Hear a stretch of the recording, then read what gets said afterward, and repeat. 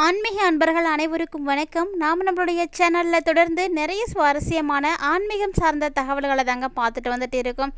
அந்த வரிசையில் இன்றைக்கி என்ன பார்க்க போகிறோம் அப்படின்னா, புதிதாக பிறந்து நடைபெற ஆரம்பிச்சிருக்கக்கூடிய இந்த ஏப்ரல் மாதம் எத்தகைய சிறப்பு வாய்ந்த மாதமாக இருக்குது அப்படிங்கிறத பற்றியும், இந்த மாதத்தில் கிரக சூழ்நிலைகள்லாம் எப்படி இருக்குது, அதன் அடிப்படையில் மகரம் ராசி நேயர்களுக்கு கிடைக்கக்கூடிய பலன்கள் எப்படி இருக்க போகுது அப்படின்றத பற்றி தான் தெளிவாக தெரிஞ்சுக்க போகிறோம்.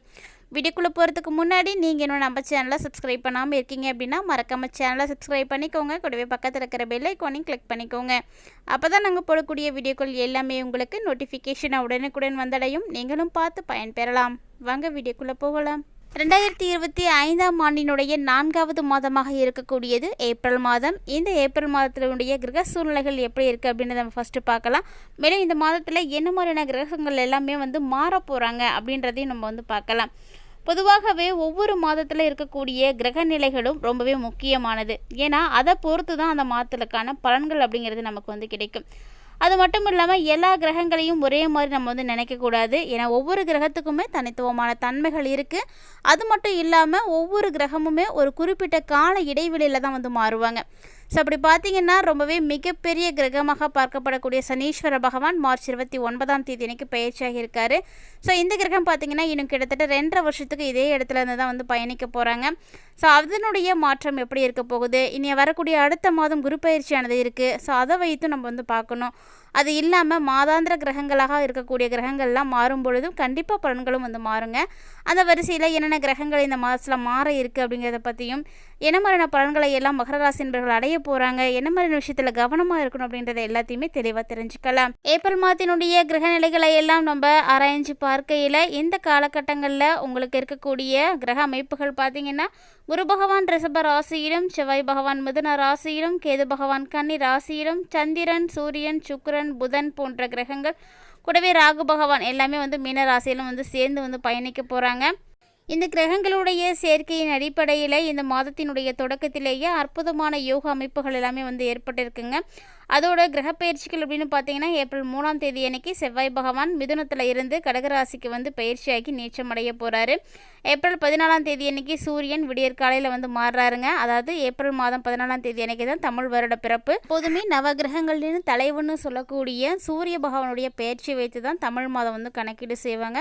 ஸோ சூரியன் ஏப்ரல் 14ஆம் தேதி அன்னைக்கு தான் மீனராசிலேருந்து மேசராசிக்கு பயிற்சியாகிறாங்க. அதுதான் நமக்கு தமிழ் மாதத்தினுடைய முதல் மாதம், அதாவது சித்திரை மாதமானது ஆரம்பமாகக்கூடிய நாள். ஸோ இந்த கிரக அமைப்புகளின் அடிப்படையில் இந்த மாதத்தில் என்ன மாதிரியான பலன்கள் எல்லாம் இருக்குது அப்படின்றத நம்ம தொடர்ந்து பார்க்கலாம். மகர ராசி நேயர்களை பொறுத்த வரைக்கும் ஏப்ரல் மாதத்தில் உங்களுக்கு ரொம்ப ரொம்ப சிறப்பாக இருக்குங்க. அதாவது இந்த மாதம் உங்களுக்கு பல துறைகளில் நல்ல ஒரு வெற்றிகள் கிடைக்கக்கூடிய மாதமாக தான் இருக்குது. ஏன் அப்படின்னா, உங்களுக்கு 9வது வீட்டில் மாதம் முழுக்க கேது பகவான் இருக்கிறாரு. கேதுவினுடைய இந்த ஒரு நிலையின் காரணமாக உங்களுடைய மனசில் அதிகமாக ஆன்மீகத்தில் தாங்க நாட்டங்கள் போகும். இந்த நேரத்தில் நீங்கள் ஆன்மீக பயணத்திற்கு கூட போகலாம். அதுக்கெல்லாம் எந்த விதமான பிரச்சனையும் இருக்காது. அது மட்டும் இல்லாமல் இந்த மாதத்தில் உங்களுடைய ராசியில் சனி பகவான் பார்த்திங்கன்னா 3வது இடத்துல தான் இருக்கிறாரு. ஸோ 3ல் சனி பகவான் இருக்கக்கூடிய இந்த ஒரு நேரம் உங்களுக்கு கொஞ்சம் பார்த்திங்கன்னா அலட்சியமாக கூட இருக்கிறதுக்கான வாய்ப்பு இருக்குது. ஸோ நீங்கள் இதிலிருந்து கவனமாக இருக்கணும். குறிப்பாக உங்களுடைய ஆரோக்கியம் எப்படி இருக்கும், ரொம்ப ரொம்ப சிறப்பாக இருக்குங்க. இது வரைக்கும் ஏதாவது நீங்கள் பிரச்சனைகளோடு இருந்தாலுமே கூட இனி வரக்கூடிய நாட்கள் எல்லாம் கிளியர் ஆகிடும். அதே போல் வேலை செய்யக்கூடிய ஜாதகக்காரர்களாக இருக்கீங்க அப்படின்னா இந்த மாதத்தில் நீங்கள் நல்ல ஒரு பலன்கள் எல்லாம் அடைவீங்க. அது மட்டும் இல்லாமல் தொழில்துறையில் நீங்கள் ஏதாவது தொழில் செஞ்சிட்ருக்கீங்க அப்படின்னா உங்களுடைய தொழிலில் நீங்கள் கொஞ்சம் கவனத்தை செலுத்தணும். ஏன்னா அப்போ தான் தொழில் நல்லா இருக்கும். எல்லாருக்கிட்டேயுமே ஒரு நல்ல குணத்தை கடைப்பிடிக்கணுங்க. இது முக்கியமான ஒன்று. ஒவ்வொருத்தர்ட்டையும் ஒவ்வொரு மாதிரி இருக்காமல் பொதுவாக நீங்கள் உங்களுக்கு இருக்கக்கூடிய குணங்களில் நல்ல ஒரு குணத்தை வெளிப்படுத்த ஆரம்பிச்சிங்க அப்படின்னா எல்லாருடைய சப்போர்ட்டும் உங்களுக்கு கிடைக்கும். அதே போல் வியாபாரம் செய்யக்கூடியவர்களாக இருக்கீங்க அப்படின்னா இந்த காலகட்டங்கள் உங்களுக்கு கொஞ்சம் சராசரியாக தான் இருக்கும். அதிக அளவு லாபம் கிடைக்கும் அப்படின்னும் சொல்ல முடியாது. ஒரேடியாக நீங்கள் நஷ்டம் அடைவீங்க அப்படின்னும் சொல்ல முடியாது. ஒரு லெவலாக உங்களுக்கு இந்த மாதம் இருக்க போகுது. ஸோ இந்த நேரத்தில் நீங்கள் கண்டிப்பாக உங்களுடைய கோபத்தை குறைச்சிக்கணும். முடிஞ்ச அளவுக்கு கோபத்தை கட்டுப்படுத்துறதுக்கு பாருங்கள். ஏன்னா இந்த கோபந்தான் உங்களுக்கு மிகப்பெரிய ஒரு மைனஸ் பாயிண்ட்டாக இருக்குது. அதை நீங்கள் சரி பண்ணிட்டீங்க அப்படின்னாவே போதும். பல விஷயங்கள் உங்களுக்கு வெற்றிகள் ஏற்படுங்க. அதே போல் வியாபாரத்திலையும் நல்ல ஒரு முன்னேற்றம் இருக்கக்கூடிய ஒரு காலகட்டமாக தான் இருக்குது.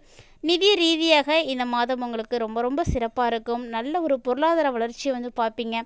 இது நாள் வரைக்குமே உங்களுக்கு பொருளாதார ரீதியாக பிரச்சனைகள் எல்லாம் இருந்தாலுமே கூட இனி வரக்கூடிய நாட்கள் அது எல்லாமே குறைய ஆரம்பிச்சிடுங்க. இது மட்டும் இல்லாமல் உங்களுடைய செலவுகளும் வரக்கூடிய நாட்களில் வந்து குறைய ஆரம்பிக்கும்.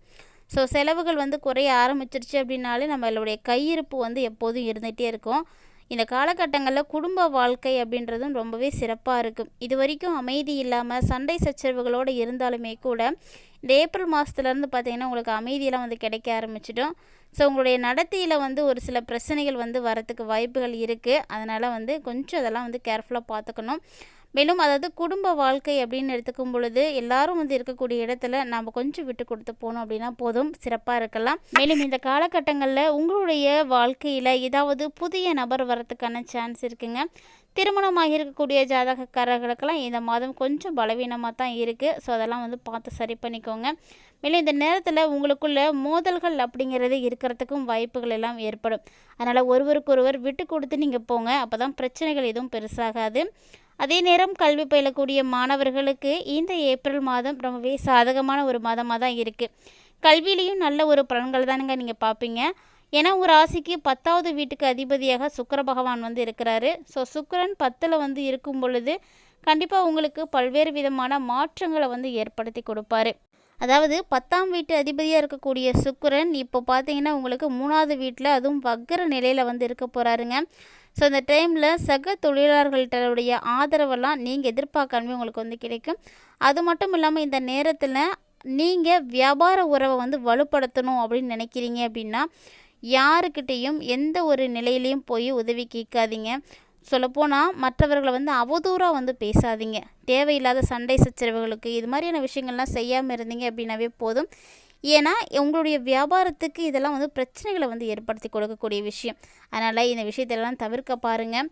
செவ்வாயும் பார்த்திங்கன்னா உங்களுடைய ராசியில் 7வது வீட்டில் இருக்க போகிறாரு. இந்த மாதம் முழுக்க இவர் வந்து 7வது வீட்டில் தான் வந்து அமர்ந்திருப்பார். அதனால் கண்டிப்பாக உங்களுடைய குடும்ப வாழ்க்கையில் பிரச்சனைகளை எல்லாம் வந்து ஏற்படுத்தி கொடுப்பாருங்க.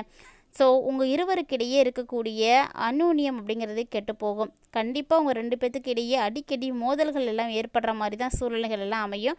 அதனால் இந்த போன்ற விஷயத்தில் கவனமாக இருங்க. முடிஞ்ச அளவுக்கு ஒருவர் விட்டு கொடுத்து போங்க. கூடவே உங்களுடைய ஆரோக்கியத்திலையும் வந்து எச்சரிக்கையாக இருக்கணுங்க. ஏன்னா இந்த டைமில் ராசியினுடைய அதிபதியாக இருக்கக்கூடியவர் மாதம் முழுக்க உங்களுடைய ராசியில் 3வது வீட்டில் தான் வந்து அமர்ந்திருக்க போகிறாரு. அதாவது 3வது வீட்டில் ஏற்கனவே என்ன கிரகம் இருக்குன்னு சொன்னேன், சனி இருக்கிறாரு. ஸோ சனி பகவான் 3ல் இருக்கும் பொழுது உங்களுக்குள்ள சோம்பல் அப்படிங்கிறது அதிகரிக்கும். உங்களால் எந்த ஒரு வேலையுமே வந்து ஆக்டிவாக வந்து செய்ய முடியாமல் போகும்.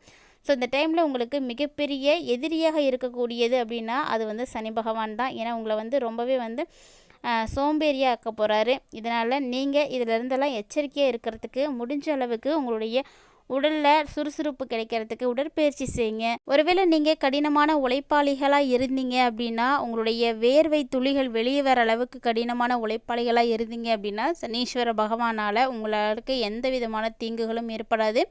கண்டிப்பாக அவர் உங்களை வந்து நல்வழிப்படுத்துவார். ஏன்னா 3ல் சனி பகவான் இருக்கும் பொழுது ஆரோக்கிய பிரச்சனைகள் ஏற்படலாம். அதனால் ஆரோக்கியம் சார்ந்த விஷயத்துலையும் முழுக்க கவனம் எடுத்துக்கோங்க. இருந்தாலுமே கூட இந்த கிரகநிலைகள் எல்லாமே வந்து மாறக்கூடிய நிலைகளில் கண்டிப்பாக எல்லாருக்குமே மாற்றங்கள் இருக்கும். சொல்லப்போனால் இதனுடைய தாக்கத்தை எல்லாருமே வந்து அனுபவிச்சு தான் ஆகணும். அப்படிப்பட்ட இந்த ஏப்ரல் மாதம் உங்களுக்கு சிறப்பாக இருக்கணும், பிரச்சனைகள் எதுவும் நிகழாமல் இருக்கணும் அப்படின்னு நீங்கள் ஃபீல் பண்ணிங்கன்னா புதன்கிழமைகளில் விநாயகர் பெருமான வழிபாடுகள் செய்யுங்க. இல்லைன்னா வியாழக்கிழமைகளில் ஸ்படிக மாலை மகாலட்சுமி தேவியினுடைய மந்திரம் படிக்கிறதெல்லாம் உங்களுக்கு மிகப்பெரிய லாபங்களை எல்லாம் ஏற்படுத்தி கொடுக்கும். கண்டிப்பாக இந்த பதிவில் கூறப்பட்டிருக்கக்கூடிய எளிமையான பரிகாரங்களை நீங்கள் செய்து நல்ல ஒரு பயன் பெற்றுக்கோங்க. எப்போதுமே நம்மளுடைய வாழ்க்கையில் நிகழக்கூடிய சின்ன சின்ன விஷயங்களுக்கு கூட காரணமாக இருக்கக்கூடிய கிரக சூழ்நிலைகள் எப்படி இருக்குது அப்படின்றத நம்ம ஃபஸ்ட்டு தெரிஞ்சுக்கணும். ஏன்னா அதனுடைய அடிப்படையில் தான் அந்த நாட்கள் முழுக்க நமக்கு பலன்கள் இருக்குது. ஸோ பார்த்திங்கன்னா இந்த ஏப்ரல் மாதம் 30 நாட்களுமே மகர ராசி என்பவர்களுக்கு ஒரு சராசரியாக தான் இருக்க போகுது. சின்ன சின்ன விஷயங்களில் கவனமாக இருக்கணும். அதெல்லாம் என்னன்றதை பார்த்துருப்பீங்கன்னு நினைக்கிறேன். வீடியோ உங்களுக்கு பிடிச்சிருந்தால் லைக் பண்ணுங்கள், ஷேர் பண்ணுங்கள், மறக்காமல் கமெண்ட் பண்ணுங்கள். இது இல்லாமல் உங்களுக்கு இது போல் நிறைய இன்ட்ரெஸ்டிங்காக நியூஸ்லாம் பார்க்கணும் அப்படின்னு ஃபீல் பண்ணிங்கன்னா மறக்காமல் நம்ம சேனலை சப்ஸ்கிரைப் பண்ணிவிட்டு ஃபாலோ பண்ணிக்கோங்க. மேலும் இந்த பதிவில் இருக்கக்கூடிய பயனளிக்கக்கூடிய தகவல்களை போல இருக்கக்கூடிய விஷயங்களை எல்லாம் தொடர்ந்து நீங்களும் உங்களுடைய நண்பர்களும் பார்த்து பயன்பெறணும் பார்க்கணும் அப்படின்னு விருப்பப்பட்டீங்கன்னா மறக்காமல் அவங்களுக்கு ஷேர் பண்ணி விடுங்க, அவர்களும் பார்த்து பயன்பெறட்டும். எப்போதுமே ஆன்மீக ரீதியாக கொடுக்கப்படக்கூடிய எளிமையான பரிகாரங்களாக இருக்கலாம் அல்லது வழிபாட்டு முறைகளாக இருக்கலாம், எதுவாக இருந்தாலுமே நம்பிக்கையோடு வந்து செய்யுங்க. இந்த நம்பிக்கை மட்டும் இருந்தால் போதும், எல்லாம் சரியாக போகும், நல்லதே நடக்கும். இது போல் நிறைய இன்ட்ரெஸ்டிங்கான நியூஸோட மற்றொரு ஆன்மீக பதிவில் சந்திக்கலாம்.